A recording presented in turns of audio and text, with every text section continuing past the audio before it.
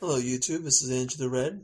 So a new book review and discussion, this time on how to read a book by Adler and Charles van Doren.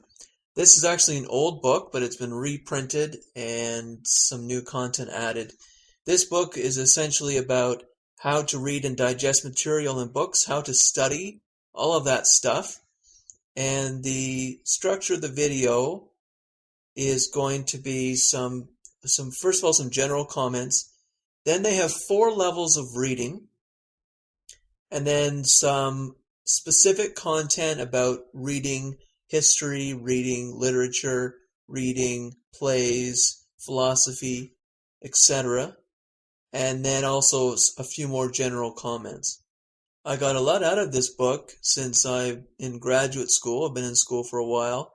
And you do a lot of reading in graduate school, especially if you're in social sciences or the humanities versus the sciences.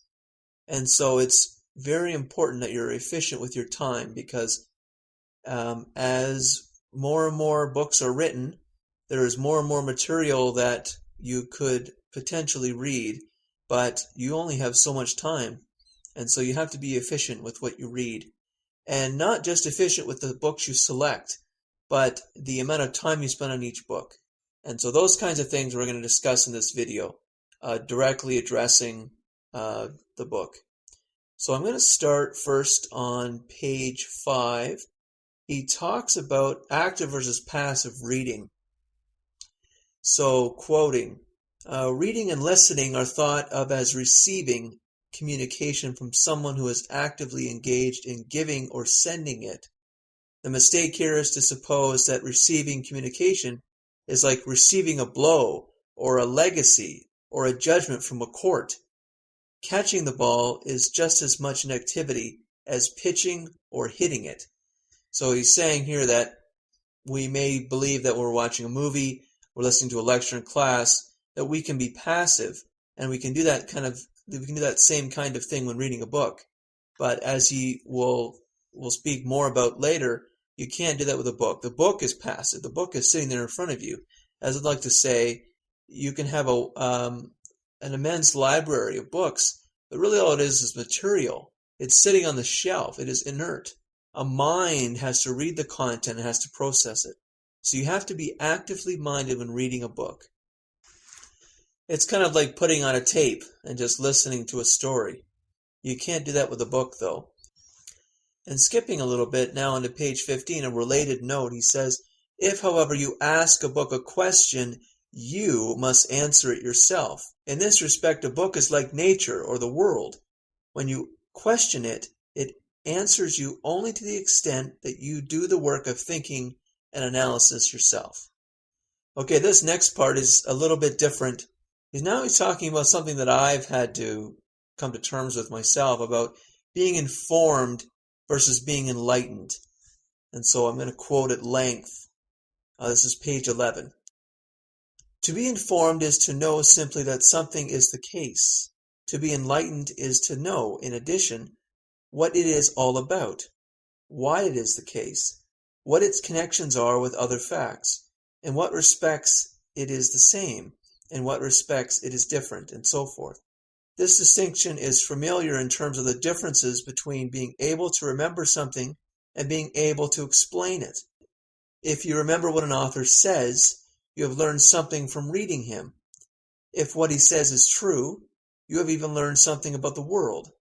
But whether it is a fact about the book or a fact about the world that you have learned, you have gained nothing but information if you have exercised only your memory. You have not been enlightened. Enlightenment is achieved only when, in addition to knowing what an author says, you know what he means and why he says it. And related on page 12, to avoid this error, the error of assuming that to be widely read is to be well read.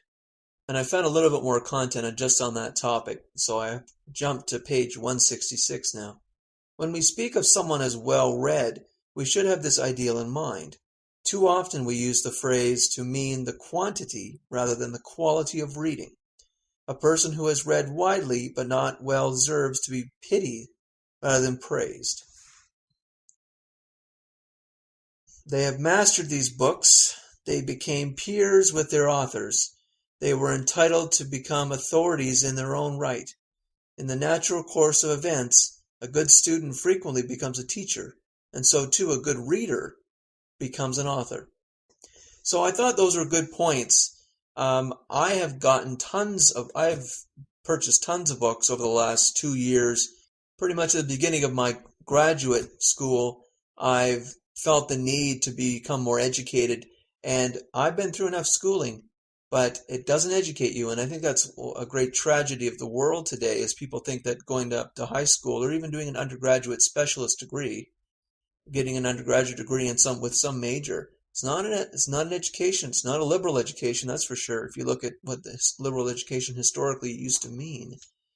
And so I've believed that getting into graduate school and perhaps entering some kind of influential, not necessarily office, but at least having some sway in the education system in Ontario, I felt the need to become more educated. And you're going to see that in my other series, which I haven't released yet, beginning with ancient civilizations and, well, pre-man and pre-civ and all that. And this is the kind of stuff that's very interesting, because you want to read, but you don't want to forget, because we have limited memories.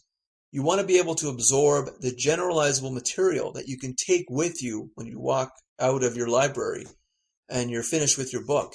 You want to be able to take stuff with you that you can use and that's useful.